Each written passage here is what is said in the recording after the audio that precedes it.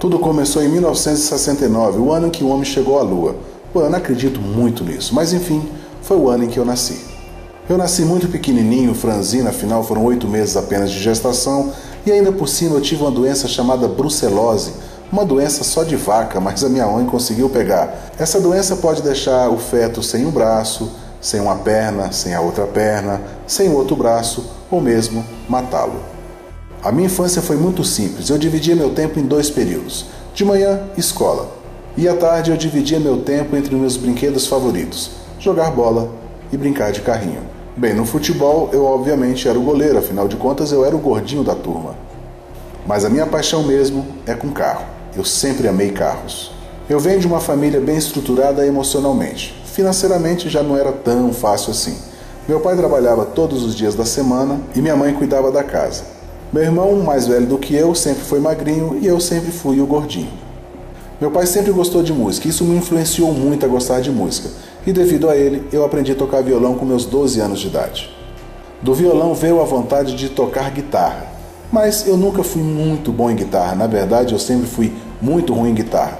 O meu irmão, mesmo não sabendo tocar nada, instrumento algum, ele começou a compor músicas. E isso nos influenciou a montar uma primeira banda. A banda, bom, era eu na guitarra, meu irmão cantando, um baterista era emprestado, o contrabaixista era o Paulo César, que também tocava violão, mas por falta de contrabaixista ele acabou tocando o contrabaixo, e essa banda se chamava Bactéria do Rock. Bom, com esse nome é claro que ela não poderia ir para lugar nenhum. E a Bactéria morreu. Com o fim da Bactéria do Rock, nós acabamos nos unindo a 2 grandes amigos, Renato na bateria e William na guitarra. E foi aí que eu fui pro contrabaixo.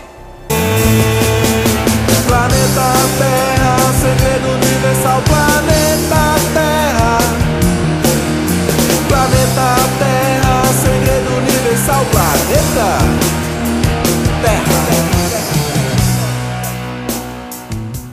A banda foi formada em 1986 e nós fizemos até um relativo sucesso, pelo menos na nossa vizinhança.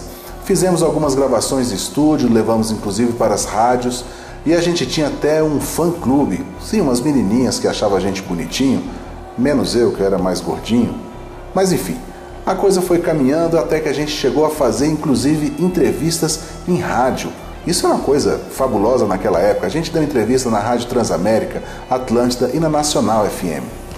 O meu irmão, o mais velho do grupo, acabou indo trabalhar, afinal de contas ele já tinha feito 18 ou 19 anos e ele foi atrás de dinheiro. E nós continuamos a banda. E claro, para minha felicidade, eu que já comecei a inventar, querer cantar, passei a ser o vocalista da banda. Além de contrabaixista, também vocalista. Bom, em 1987 eu acabei também tendo que ir trabalhar, mas isso não me fez sair da banda. Fui vender cafezinhos no aeroporto.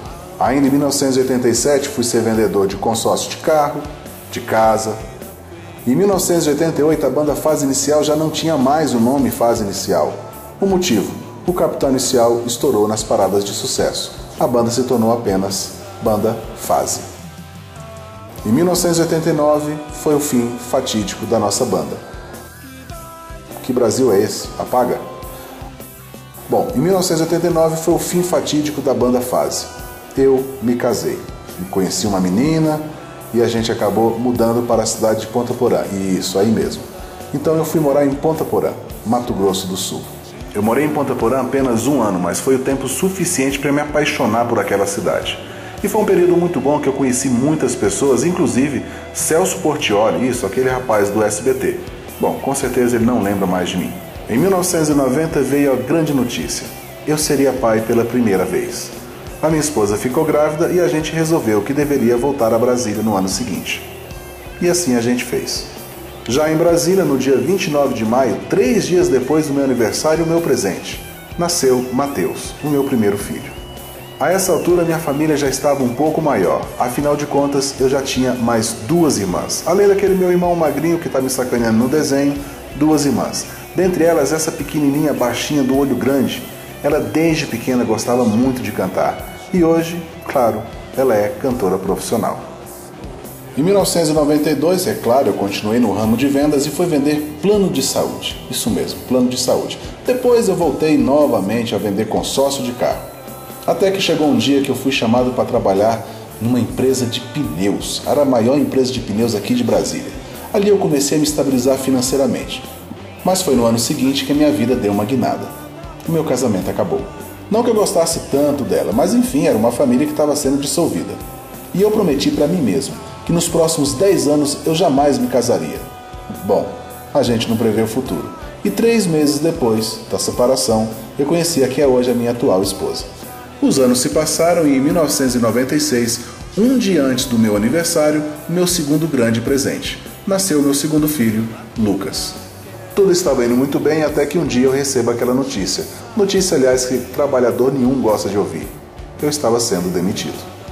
Tornei-me técnico de microcomputador e em pouco tempo já possuía uma carteira de clientes que me fez estabilizar novamente financeiramente. Foi uma época muito boa para quem era técnico, afinal de contas as pessoas compravam computador sem ter noção nenhuma do que se fazia com o computador. Era uma época que não existia Orkut, Facebook, não existia Google. Era muito chato. Em 2001, graças ao conhecimento que eu já tinha de informática, eu fui convidado a trabalhar num grupo de empresas de informática. Eu passei a ser gerente de um grupo de empresas de informática e por lá eu permaneci por quase 10 anos. Em 2006 eu consegui tornar realidade um grande sonho, gravar um CD com as minhas músicas. Graças a um grande amigo, Paulinho Moreno, um baiano radicado em Brasília, ótimo guitarrista, multi-instrumentista, o sonho se tornou realidade.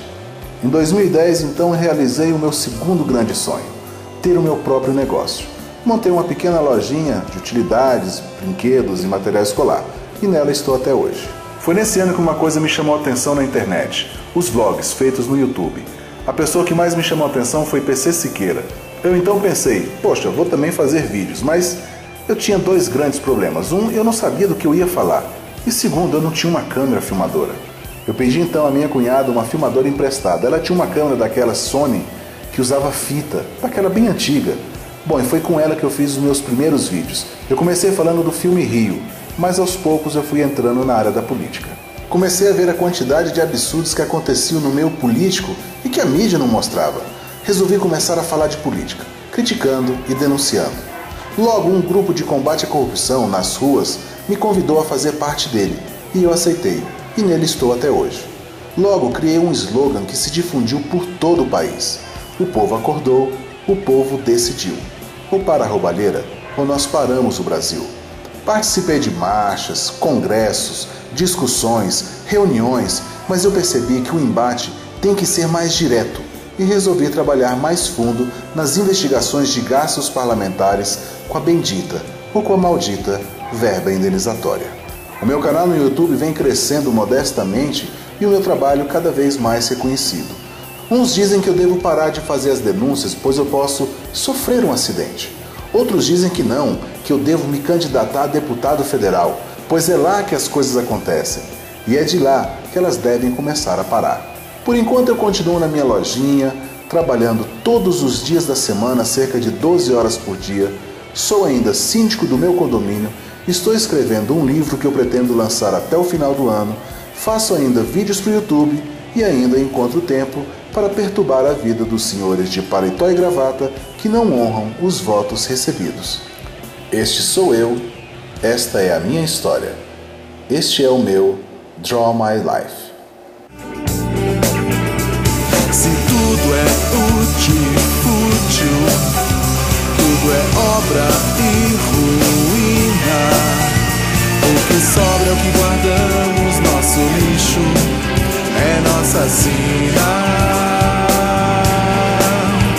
O que sobra é o que guardamos, nosso lixo é nossa sina.